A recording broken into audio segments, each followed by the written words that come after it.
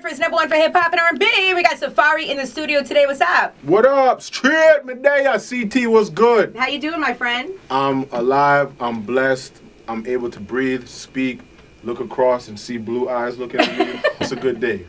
Safaree, wow! Congratulations on your success, man.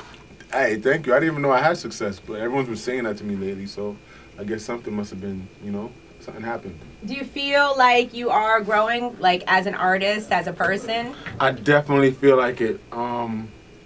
Usually I always get booked to host clubs a lot, but now everyone's booking me for like performances, and I had a show in Michigan, and this was 3 days after the 100 record came out, and the response was like very overwhelming. Like I almost wanted to stop the song and say, hold on. Are y'all doing this for me? Like, that's how crazy it was. Wow. Yep. So it's been kind of a long road for you. You know, the first time I met you, and you probably don't remember this because at the time you were traveling so much with Nikki and you were like her hype man and, helping her with her career, which I have to say, for anybody that doesn't realize how much Safaree really helped Nikki, like he was the backbone to her whole career. Do you agree? Hey, it was a Batman and Robin kind of thing. Right, yeah.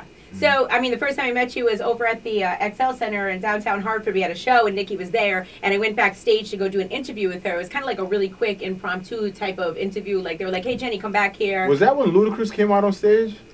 I think maybe Ludacris was there. Was it? Oh, yeah, Meech saying yes. I'm sorry. Was it Ludacris or Drake? Drake was there. Yes, Drake was there. Yes. Oh, I do remember that. That was a long time ago. So you were backstage with Nikki and James Cruz.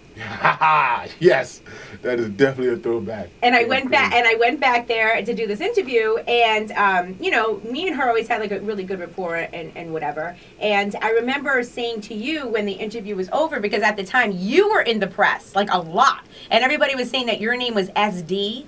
SB. SB, that's right, SB. That's Scotty Billups. Right, Scotty Billups. Yeah, because I had a chain that said SB, so Media Takeout just said my name was Scotty Billups. I'm so glad that nobody even pays attention to that garbage ass site anymore. Okay.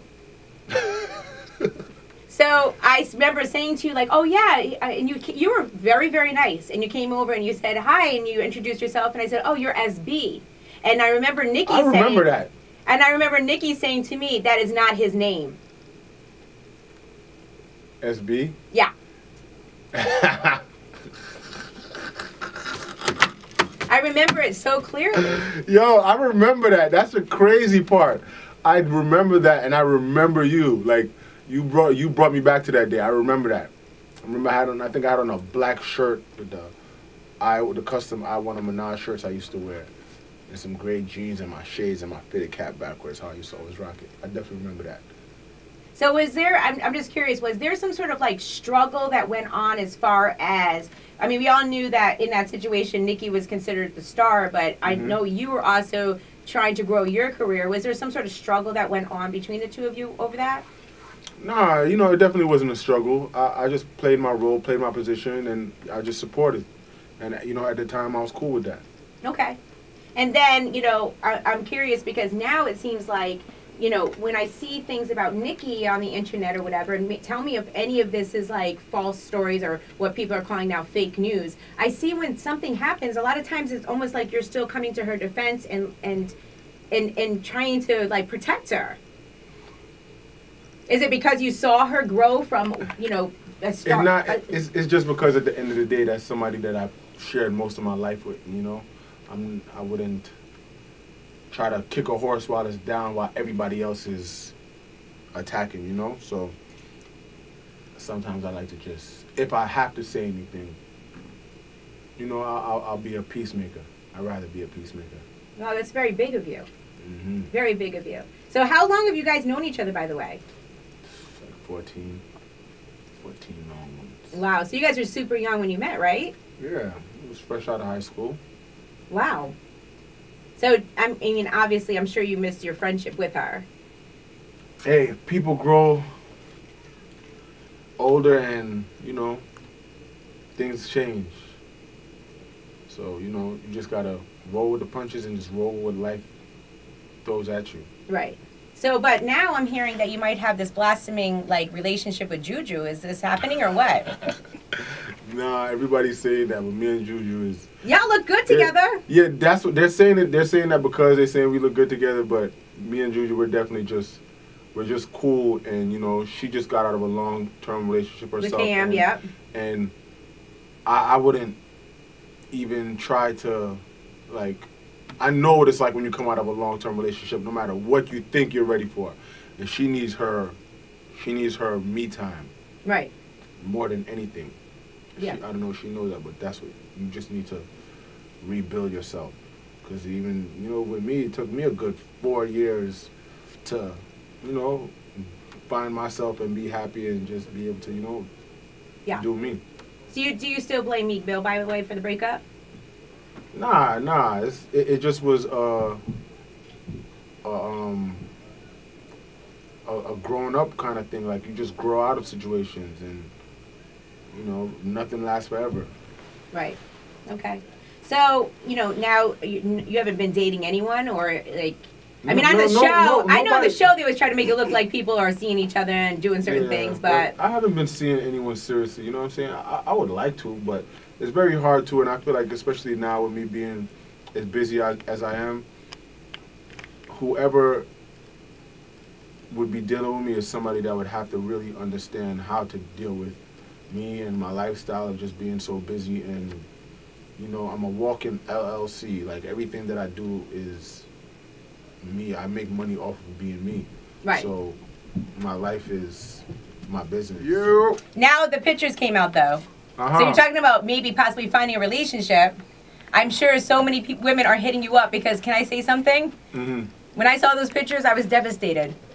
Why? Because, well, not devastated like, yeah, I guess kind of devastated like, damn! Like, what is going on? No, I'm being completely serious. Like, Safaree, like, one of my listeners sent me the picture, and, you know, I mean, I am, you know, a little bit of a older person, and I've been around a little bit, but she sent me the pics, and I was like, damn, that, Safaree, wow. In fact, I said, you know, on the radio, like, Safaree, if you'd like a record played, if you want me to talk about, if you have a clothing line coming out, if whatever you got going on, like, you know, just let me know. Yes. I gotta give respect where respect is due. I need 100 played. I need 100 played 400 times a day. Like, okay, so the pictures came out. I mean, I'm sure women are, like, really flocking to you. Yeah, you know, it's the temperature has changed as far as that. I mean, it's not that you're not a good-looking person. I mean, you're extremely handsome. Thank you. You were always handsome, Safaree, but now it's like we're on a whole nother level now. Like, a whole nother level. It's crazy how that really did kind of, like, change it, but, you know, I don't know. I don't know what to say. I'm just here just trying to be straight. Okay, straight? So anyway, who leaked the pics, though? I really have no idea, and that's kind of what's like blowing my mind. Well, do you send pictures, like, you don't like inbox women with your penis, right? Because on Valentine's Day I got a penis. Something like that would have been happening. You know? Yeah, but I mean, on Valentine's Day I received a penis pic in my DM. You lit? No, it wasn't. No, I mean, it was all right, but it had a hairy stomach and stuff. Like, I'm good. I'm good. But you know, I mean, it's not like you're like sending these pictures to people, right? Nah, that's what I'm saying. I really have absolutely no idea. Like, and the picture was at the perfect angle too. So whoever took the picture knew what they were doing, Safaree. I mean, really. Yo, I don't know, man. I'm just out here trying to keep it 100. Yeah. Are you sure that you're, like, you know, I mean, I've been hearing some things about the fact that, you know, you've been getting some porn deals, or people have offered you a porn deal? Yeah, people, they hand me up to do adult stuff, but, you know, I'd rather perform my music on a stage in front of a screaming crowd and have them know my words than to, like, you know, do porn. Yeah, I mean, I kind of feel like once you do porn, it's like a huge commitment. Yeah, like, whoa, your personal life is out. Right, and I mean, I'm friends with Mr. Marcus, and he always says that, you know, these situations, like when they go in there and they're going to be making these movies, sometimes they're not ideal. Meaning they pair you up with somebody, and then it's kind of like you gotta get in there regardless of if they're attractive or not. If they got stuff going on down there or not. Like, In fact, he did an interview with me. You can check it out. Yeah, no, I ain't gonna lie. I don't want no parts of that business. Okay, yeah, I don't think it's the right move for you, Safaree. I don't. It wasn't a thought. Okay, but Love and Hip Hop's been good for you, right? It's been great for me. Yeah. Shout out Mona Scott Young. You know, she's kept my cell phone bill paid. Did you think at any time, like, I shouldn't be doing this? Like, did you hesitate at all? No, in the beginning, I definitely hesitated. You know what I'm saying? But then when I finally said, you know what, let me just do it, it just was like, what do I have to lose, you know? Right. Yeah. So that's interesting. That's an interesting way of looking at things. What do I have to lose? Did you go in with a plan? Like knowing exactly who you wanted to be on the show?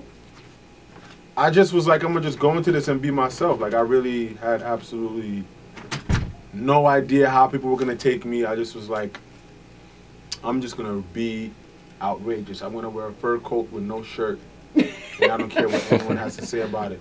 And that was one of the biggest things. That was probably like the biggest green screen look in Love and Hip Hop history. The fur coat with the no shirt. I did a fur coat with just coconut oil on. That was so gangster. It feels a little uncomfortable to me. Is that feels uncomfortable? Well, a little, like the coconut oil, the fur coat sticking possibly. Yeah, because it did. Yeah, it was a little uncomfortable, I'm sure, right? Yeah. But it looked, you know. It looked good. Yeah. On cameras. So, Safaree, you've had 4 projects out. What's going to make your next project, you know, different from the other 4? I know you got the brand new record, Hunted, that everybody's talking about. We're going to get into that in just a few minutes, but. You know, I feel like now I found myself. You know, when you being an artist, part of being an artist is trying new things and seeing what people gravitate to. And I feel like now I found myself. I know what people like from me, and it's the good thing. What they like it from me is naturally, genuinely me. You know what I'm saying? So, yeah. So what's next for you? What's next for me is to just growing my brand to be one of the biggest, most familiar brands on the face of this planet, and for everyone who counted me out and said I would be nothing. How did that make you feel, by the way? Because, you know, I mean, I would assume it was probably very, very hard to be attached to somebody the way that you were, and that's how you were known, and then for all of that to go away, it must have been really hard. Yeah, you know, it wasn't an easy thing, but then at the same time, too, I feel like I was at a point in my life where I was very numb to a lot. So, you know what I'm saying? It just was like, you people can't do nothing else more to hurt me than what I've already been through. You know what I'm saying? So, it low-key kind of set me up to just be super strong and just be able to deal with it. Like, if it's not nothing that has to do with my direct family, and God forbid losing somebody close to me, then, like, all that other, you know, like, BS is just nonsense. So I'm going to ask you a question, and I mean, you don't have to answer it if you feel uncomfortable, but if she was to call you, if Nikki was to call you tomorrow and say, like, I want to meet for coffee, I want to talk to you, would you go? Of course, I would be like, what?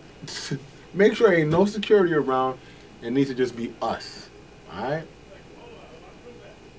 Yeah, nah, that would be an interesting conversation. What would you say to her? I would say, Haley.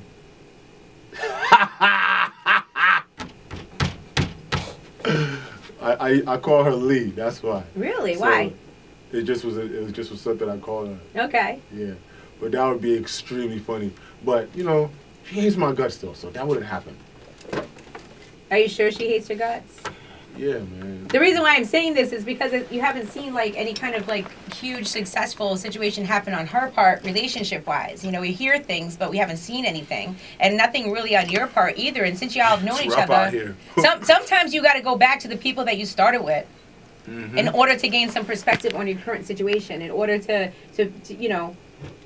I think it's very interesting only because I can identify, I've been in the entertainment business a long time, and I've had somebody by my side, and we haven't always gotten along, but he's been my backbone. He always has my back. And I kind of feel like when I see you and I know about you and, you know, watching how you've grown, it seems like you've always had her back no matter what. I tried to. Yeah. Definitely tried to. Yeah. Well, you never know, Safaree. Hey. You know, I have a lot of love in my heart. It takes a lot to harbor hate. it takes a lot to harbor envy and jealousy. Like, I'm not I'm just not like a malicious, evil type of person. I don't hold grudges. Like, even as far as me, as whatever happened with that whole situation with me and him, it's like, I don't even hate him. Right. Like, if I was to see him somewhere and we was in the same room and it was like, all right, yo, what's up? You good? I ain't tripping. I ain't sweating. It's all good. And that's it. It's like, we're all in positions as far as being successful, young minorities that are in the public eye. We're making money. People look up to us, and we just need to be setting better examples. Okay. You know what I'm saying? I like that. That's where I'm at mentally. Perfect. Are you going to sign on for the next season? I almost said season 2. The next season of Love and Hip Hop? Love and Hip Hop?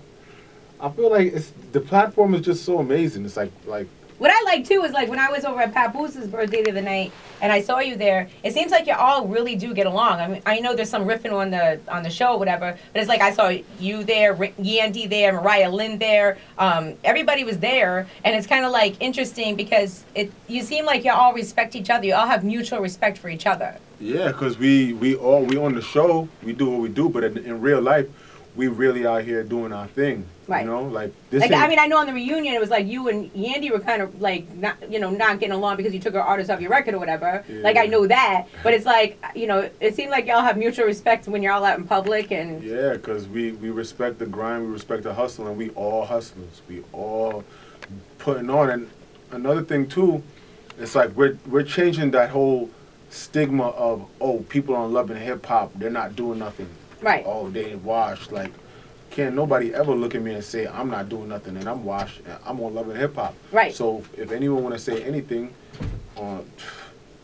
people on Love and Hip Hop, we lit. I'm booked every weekend. Awesome. And I saw Remy the other day actually bring you up too on the reels, so that was dope. Yeah, and shout out to Remy and Papoose for that. That was a great look. And I texted her this morning. I text Pap and I said, yo, tell Remy like I really appreciated that because, there's not too many people in the public eye that they embrace certain people and say, yo, it's cool to say that this person's cool. Like, for a while, I was like the black sheep that no one wanted to act like, oh, yo, Safaree's cool. Oh, Safaree got swag. Yo, he be in the gym working out. Yo, I want to get in the gym, too. You know how much people in the business be hitting me up saying they want to work out with me? Mm. But they'll never, you know what I'm saying, go out there and say, yo, I be watching Safaree workout videos and, right. So... Well, for the spring, I'm watching a Safaree workout video. For the spring. Safaree, thank you. Thank you for having me. We're going to get into 100. We're going to get into 100. Yes, we're going to get into it right now. It's at 937. Thank you.